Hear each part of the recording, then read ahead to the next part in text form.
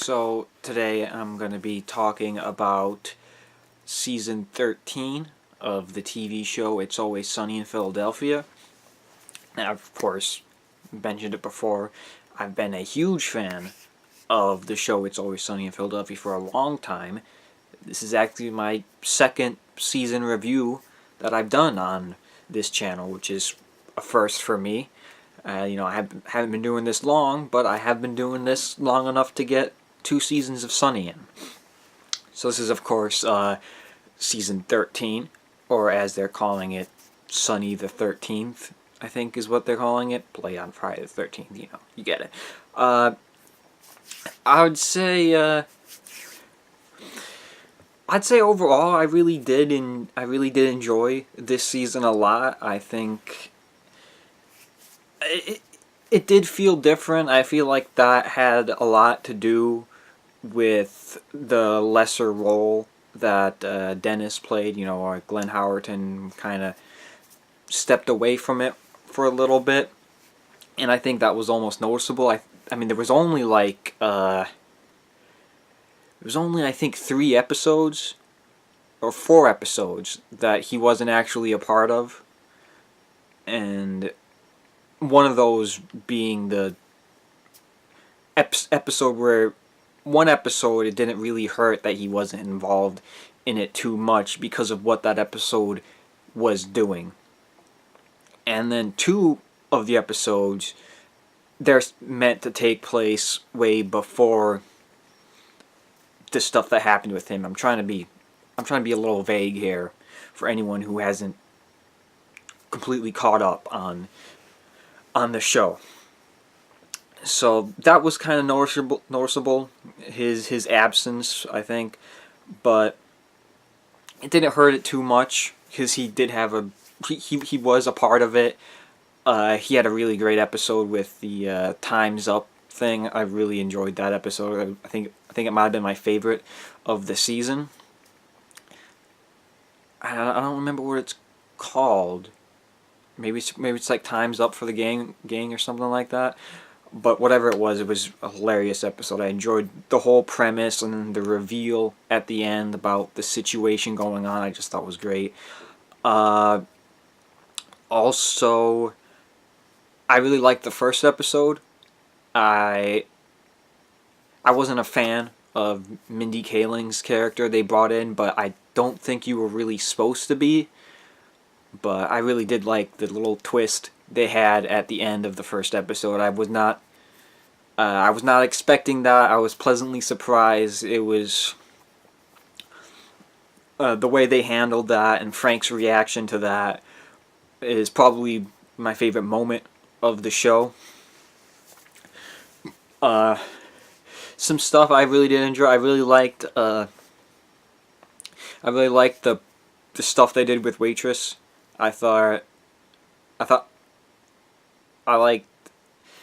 liked her interactions she had with Charlie throughout the season.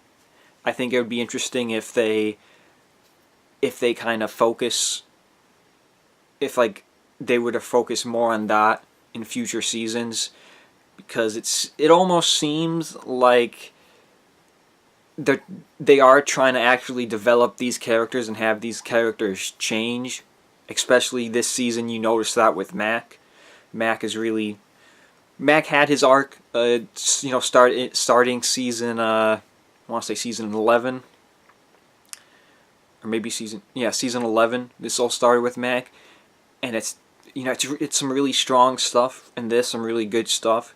Just like similar to how Dennis had his moment in season 12, the previous season. And that stuff really worked for Dennis too. What Sunny's trying to do here, I think, with developing these characters a little bit, it's almost like they want to have their cake and eat it too. They want to tell these compelling stories, I suppose. I don't know if compelling is the right word, but they do want to tell these more, I don't know, they want to develop these characters more a little bit, have progress with them, have them not be just horrible people like they've been in the past. and they want to do all this, but still have them be horrible people. You know, the development that we got with Dennis last season almost feels kind of taken away from this in this season, and it's not really addressed or talked about except briefly. And it kind of, I'm not really sure how I feel about that yet. I want to see what they do with Mac after his development that he had in this season, and the little bit of development that Frank also had, which was just kind of built on to Mac's development. So I guess I would want to see in season 14 how they handle Mac, if they can really, if this show can really evolve into, allowing these characters to develop more. Which I think maybe next season we might get some Charlie development, either Charlie or Dee probably. I think it probably won't be Frank. Frank might kind of keep being that supporting role, developing through these other characters. I would like it to be Charlie. I feel like Charlie's kind of earned some character development at this point in the show. It's something that I would like to see a lot.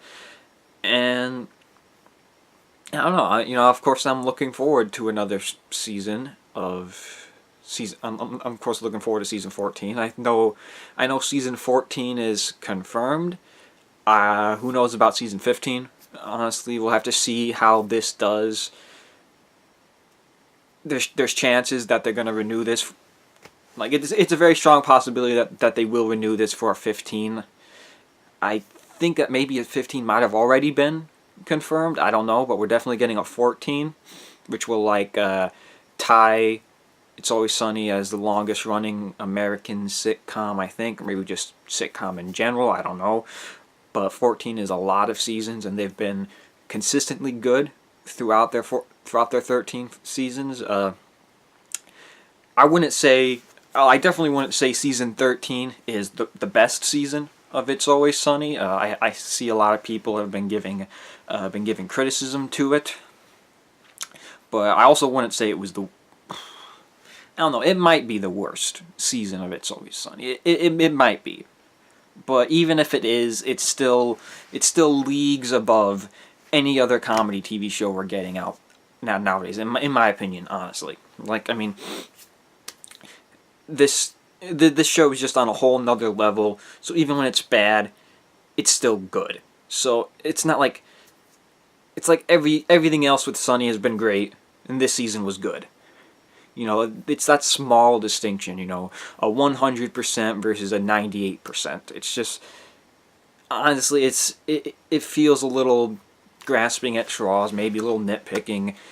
People have been giving this a lot of criticism, I've noticed, but I think it's a little unjust. I think they still got it.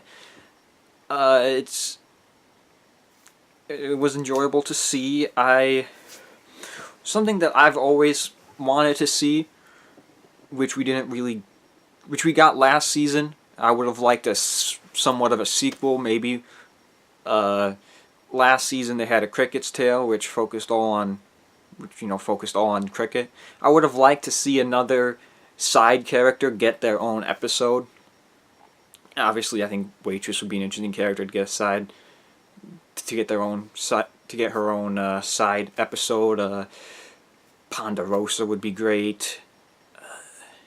The McPoyles. We didn't see any McPoyles this season. I thought they had teased that the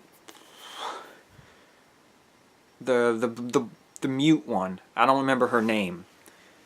She was in the trailers for this season. For the life of me, I can't remember her name. Margaret? Was it Margaret McPoyle? I don't know. That kind of sounds right, but she was teased in this season. We didn't get much of her. But I would have liked a side character episode. Obviously, Pondy would be hilarious. The Waitress would be good. The lawyer. We didn't see the lawyer in this episode, but I guess something I've got to realize, we don't always see every side character each each season. Sometimes they're not in a season. There was a lot of the, I don't even know what we're calling him at this point. The waiter, the server, the guy who worked at Janino's or whatever it was, and now he's serving them in multiple situations. We got a decent bit of him actually this season. A whole episode on Artemis would be hilarious too. You could have Artemis and Frank in there. A Jack Kelly episode would be hilarious too. Uncle Jack is good, but they got a lot of good side characters, and I think letting the side characters shine a little bit more could help them if some of them want to take a little break from the show for a little bit. I don't know if this was enough for Glenn Howerton, if he's still going to want to have a lesser role, or if he's going to want to come back full strong next season.